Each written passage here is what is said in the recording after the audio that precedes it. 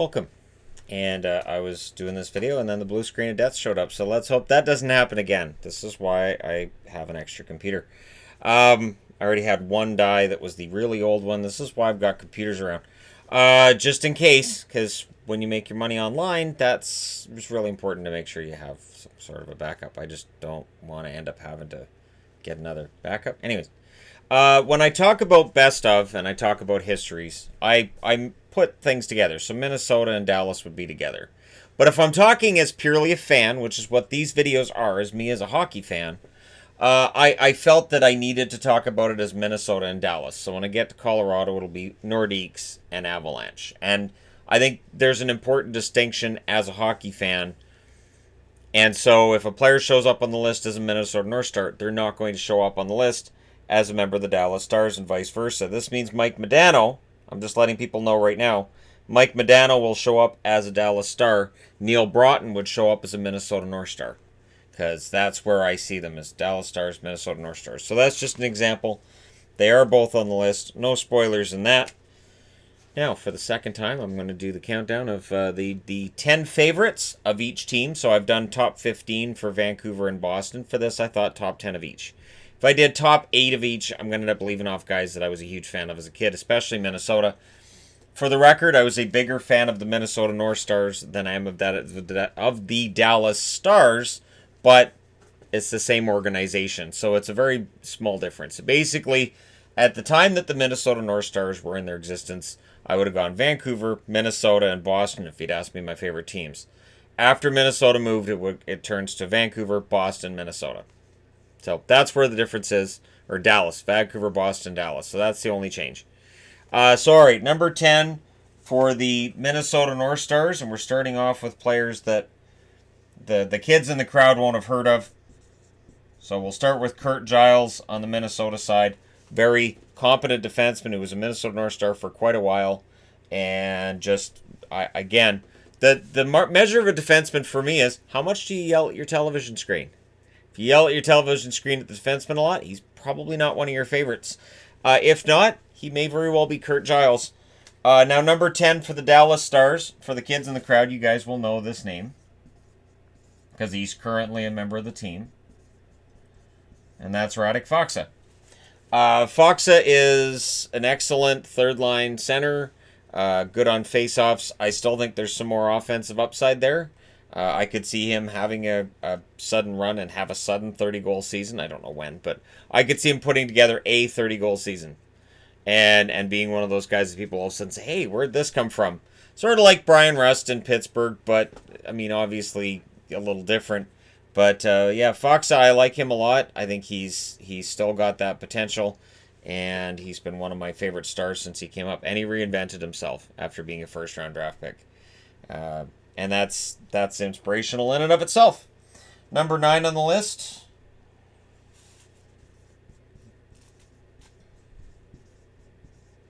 Al MacAdam. Al MacAdam, obviously not very well known to the kids in the crowd. At some point I'll do a video on him. I've got a Cleveland Barons jersey, which is not like an officially NHL licensed one, because they haven't made an officially NHL licensed Cleveland jersey in forever. But when I could get a name put on the back, I made sure it was MacAdam. Because I thought, yeah, it's got to be MacAdam. How can it be anybody but MacAdam? So, yeah, Al MacAdam, one of my favorite players in that he survived being a Cleveland Baron. Went on to a pretty good career after being a Cleveland Baron. Cleveland was not a good experience for players, for the NHL, just in general. Number 9, going with another name you guys know. On the Dallas side. Goaltender Ben Bishop. You're going to see a very goaltender-heavy countdown here. So, Ben Bishop for Dallas, number 9. He's been excellent since he came in for Dallas. And he's provided them with the kind of goaltending that they've needed. And Dallas has had some pretty good goaltenders throughout. Now, interestingly enough, Andy Moog doesn't show up in my top 10 for Dallas, because all of my favorite years for Andy Moog show up in Boston for the most part. He was pretty good for Dallas. I remember when it was Moog and Wakaluk. Wakaluk's not on the list either. Darcy Wakaluk has an amazing name to say, but in terms of my favorite overall Dallas Stars, Wakaluk doesn't quite measure up. Kari Taco doesn't show up in this list either, because Kari Taco, as great a name as it is to say, it's not one of my favorite players in the history of the Minnesota North Stars. Taco was a Minnesota North Stars goaltender. Pretty sure on that one. I know he didn't. Yeah, he didn't play for Dallas. On the Minnesota side of things,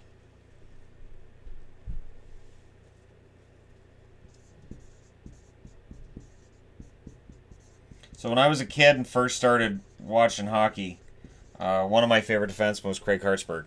Now, on the Vancouver side of things, that'd be Doug Hallward. And yeah, Craig Hartsburg from Minnesota was one of my favorite defensemen. Of course, Pekka Rautakelio in Calgary, because of course Pekka Rautakelio.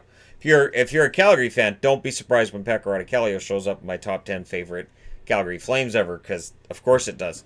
Craig Hartsburg, though, was a very good offensive defenseman, and he was a leader for that team in the early 80s. There was some belief that the Minnesota North Stars were on the cusp of a Stanley Cup in the early 80s. It just didn't quite turn out because there were these dynasties going on. You'd have the Islanders dynasty followed by the Oilers dynasty, and that makes it kind of difficult for anybody else to get a cup in around edgewise. Number 8 on the Dallas side of things. I'm going to go with another goaltender here. Marty Turco. Marty Turco was kind of known for not coming through in the playoffs. I never felt that was on Turco. I felt it was on the team in front of him.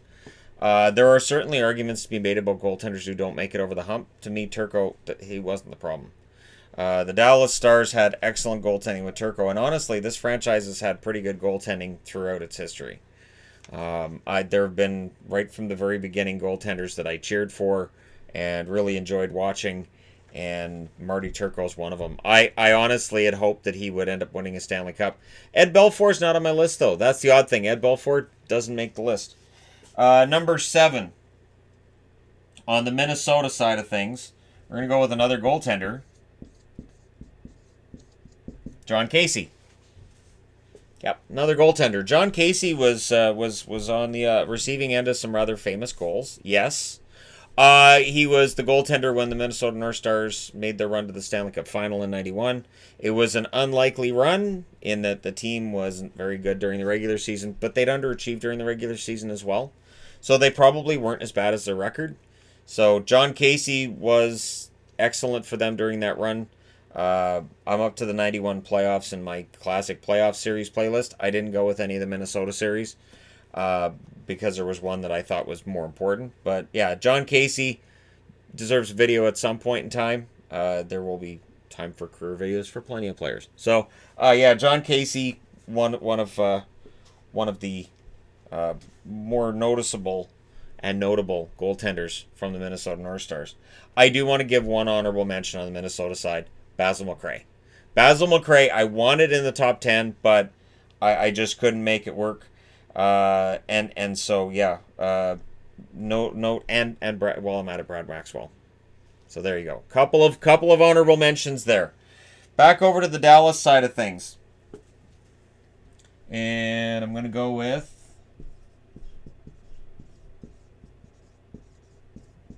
Brendan Morrow. Brendan Morrow is a very solid top 6 forward who did a little bit of everything. And again, when we're talking about Dallas Stars that I wish could have won a Stanley Cup in Dallas, he's one of them. Pretty sure was he on the 99 team? Actually, I think he was on the 99 team. Was he? I think he was. Just thinking back, because these are just fan videos, so it's not like I'm doing a whole bunch of research. I just look and go, oh, yeah, these are my favorite players. Morrow, I think Morrow was on the 99 team. Yeah. So yeah, Brendan Morrow, one of my favorite Dallas Stars, and champion in my eyes regardless. So, for whatever that's worth. Yeah, I know. You don't have to say it. Don't be mean. All right. Next up at number 6. On the Minnesota side, Bryan Bellows. Bellows, an excellent goal scorer, is the reason why Kiefer Bellows is a prospect I'm really keeping an eye on for the Islanders. I was a big fan of Bryan Bellows. I thought he was, and again, during the 80s, there were a lot of goal scorers, to the point where some guys got underrated that were goal scorers, and Bryan Bellows is one of them. He was a really solid all-around forward for Minnesota, and he was a part of some pretty fun runs in Minnesota. So Bryan Bellows definitely deserves to be on the list. Number 6 on the Dallas side of things. Drafted by the Minnesota North Stars, but I think of him as a Dallas Star more than anything else. That's Darian Hatcher. His brother is not on the list. So if you're looking for Kevin Hatcher, he's not on the list. Kevin Hatcher, to me, wasn't a Dallas Star long enough. And the two of them together, it was just fantastic, and it didn't last. And it was too bad. It was like, all right, we got both Hatcher brothers. Here we go. Both pretty physical and pretty tough. Darian Hatcher's offense was underrated. He was not as good as Kevin, but there was some offensive punch there. There was just a lot of other punch that was far more prominent than the offensive side of things. But Darian Hatcher, excellent defenseman overall. I'm going to say right now, you're not going to see Sagan on the list for Dallas. You're not going to see Radulov. You're not going to see a lot of the current players who may be some of my favorites right now. My favorites on the team right now are Faksa and Bishop, and one other player that has yet to be named. So, yeah, it's a tough list to make it to, especially when I'm just doing top 10 of both. If it's been top 15, Sagan makes it. Then top 15, Heiskanen probably makes it. Klingberg too. But I restricted it to top 10 because we've got other stuff to do today. All right, number 5. I did a video on this guy before. I want to talk about Cleveland Barons that managed to stick it out in this league. Gilles Milosh. Gilles Milosh, one of my favorite goaltenders. I do have a rookie card of his. I'm very proud that I have that when he played for the Golden Seals. The biggest problem Milosh had in his career was finding a good team to play behind. He played behind some really historically bad teams, and yet never said, that's it, I'm just going to go fishing. I'm done. So, yeah, Milosh, he gets the vote from me as part of my favorite tandem. Favorite tandem in history? I could probably do a video on favorite tandems in history. And Milosh would be part of that favorite tandem in history, I would think. One of the higher rated favorite tandems. Number 5 on the Dallas side of things. This is not easy because these are all pretty good players, but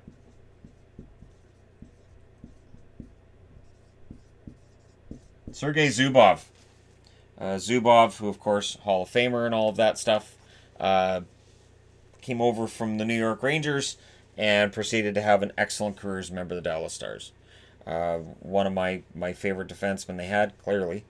And his offensive game was fantastic, but he was no slouch defensively either.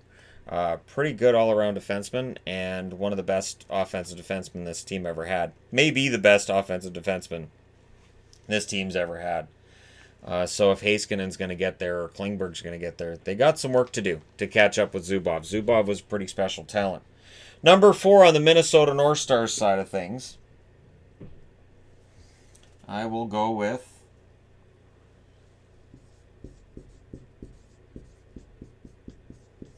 Ulf Dahlin. Ulf Dahlin, you want to talk about a guy whose offense was underrated? That was Ulf. Ulf Dahlin, absolutely. He didn't stay for very long in Minnesota, which was the sad part. He was a Minnesota North Star, I think, for 3 years. He was a Dallas Star for, I think, 1 season and then moved on to New York, which is too bad. Because Ulf Dahlin, yeah, he was one of my favorite players for Minnesota. I wasn't happy when they got rid of him. Or when Dallas got rid of him, technically. This is where it gets kind of, because you have some guys who straddle that line. But when the franchise got rid of him, I wasn't happy, because I liked Dahlin quite a bit, and I didn't think he would be easy to replace. Number 4 on the Dallas side of things, I will go with, another defensive forward here. Yuri Lehtinen. Lehtinen was an excellent top 6 forward who was just fantastic defensively. As Guy Carbonneau's career kind of wound down, Lehtinen looked like he might be the guy to replace him as the best defensive forward in the game. And I'm pretty sure they played together as well. Carbonneau's not on the list either. Carbonneau will be on the list for the Montreal Canadiens. Spoiler alert. But yeah, Lehtinen, just really, really fantastic. And I can't say enough that if you're watching a game as a fan and a player never stands out in a bad way, that says a lot about them. It's sort of like how, the best officiated game is the one where you can't remember who called it. Sometimes the best player on the ice might be the guy you didn't really notice very much that night. And sometimes Lehtinen could be that guy who just goes out and he kills penalties and he plays really well defensively, some good solid checking. And so you're not going to see him on the 3 stars list very often. But what he does, and well, in this case, what he did, was really a key thing for some pretty darn good Dallas teams. Number 3 on the Minnesota side of things. Yeah, I'll go with this guy at 3.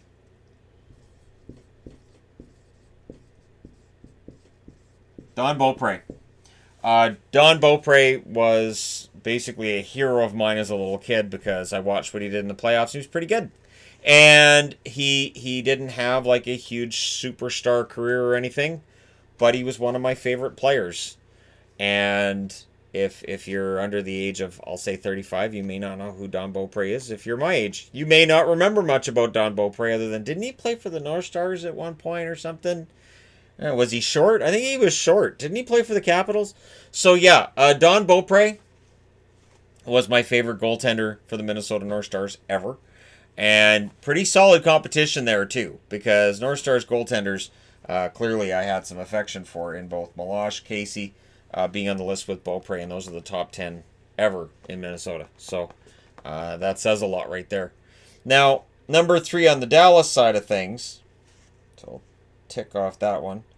Number 3 on the Minnesota side of things, I will go with, this isn't easy.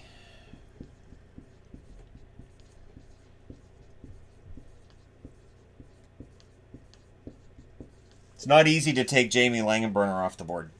As in off my book and put him on the board. Jamie Langenbrunner, yeah, he was everything. And as far as I was concerned as a Dallas Stars fan, he was fantastic. And then they traded him to New Jersey, and I wasn't entirely happy. Now, Jason Arnott, who's not on the list, had a nice little run as the Dallas Stars. Well, I'm not going to complain about Arnott, but man, Langenbrunner, I miss Jamie Langenbrunner as soon as he left. And I cheered him on wherever he went, even if he was with teams I didn't cheer for. I did cheer for Langenbrunner, but I really wish he'd been a Dallas Star longer. He'd probably be at least number 2 on the list, I would think. All right, on the Minnesota North Stars side of things at number 2,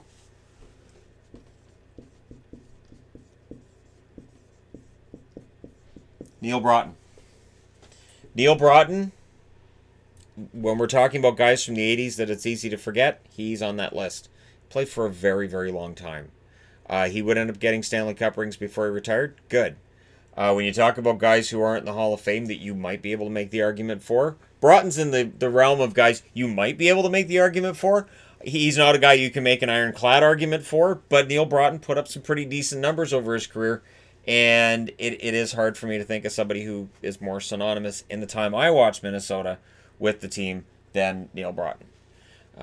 In Dallas, it looked weird to see Neal Broughton playing in Dallas, but worked out pretty well for him in Dallas as well as I remember it. But yeah, Neal Broughton to me is a Minnesota North Star through and through. And yeah, I really, really liked him as a Minnesota North Star in the 80s. He was right up there with my all-time favorites. Number 2 on the Minnesota side of things, I'm going to put Jamie Benn here. Jamie Benn at certain seasons would be number 1, but right now I would put him at number 2. Jamie Benn this season, 2019-2020, not his best year. I think he would admit that, and there's still a chance he bounces back next season. Really though, excellent player. He has been the unquestioned leader of the Dallas Stars for quite a while now. And I can't make any argument against him being number 2, because you can't beat out number 1. Now, number 1 on the Minnesota side, for people who are wondering, you must be new to the channel, or you forgot. Mark Tenorti. Mark Tenorti was one of the best hard-nosed defensemen I ever saw, and he suffered a lot of injuries because of the way he played the game. He played the game hard. He didn't know any other way to play. And he would go through like serious injuries and come back and still throw hits and block shots, and just he was pretty fearless on the ice. And when we talk about defensemen, again, like I said, do they stand out for a negative reason? For me, with Tenorti, the answer was always no. And I was never happy that he didn't spend his entire career as a member of this and then this organization. And he was unquestionably my favorite Minnesota North Star. Yeah, my favorite. Anyways, number one on the Dallas Stars side of things. People can see where this is headed on the Minnesota side, right? Now, it's strange because, with a lot of teams that when I have favorite players, it's not necessarily the best player. My favorite player on most teams will be maybe it's a third liner, maybe it's a top 4 defenseman, but not a top 2. Mike Modano was this organization. There's a reason why to this day he is well respected and looked to by fans, even if he doesn't have a place in the organization. Anytime he speaks, Dallas Stars fans listen, and I think the organization listens as well. Like I said, even at points where he wasn't working for the Dallas Stars. He's drafted by Minnesota number 1 overall. He ends up going over to Dallas, and he is one of the best goal-scoring players in American history. He is absolutely the face of the franchise. You could argue on both sides. You could argue Mike Modano as the face of the Minnesota North Stars and the face of the Dallas Stars, because he did span both. But for me, for this list, I kind of had to have a split between the two. So there you go, my 10 favorite Minnesota North Stars, this team right here. My 10 favorite Dallas Stars. Let me know your thoughts in the comment section below as always. Don't forget to hit like and subscribe if you're browsing your way through. You just happened upon this video. It's just a fun list, boys and girls. Just a fun list that I decided, yeah, I can do my favorite players from every team. And in this case today, I've split it between 2 teams that share the same franchise. Thank you guys so much for all your support. Do hit like and subscribe if you're browsing your way through, happened upon this video. Remember, stay safe, wash your hands. I will talk to you again soon.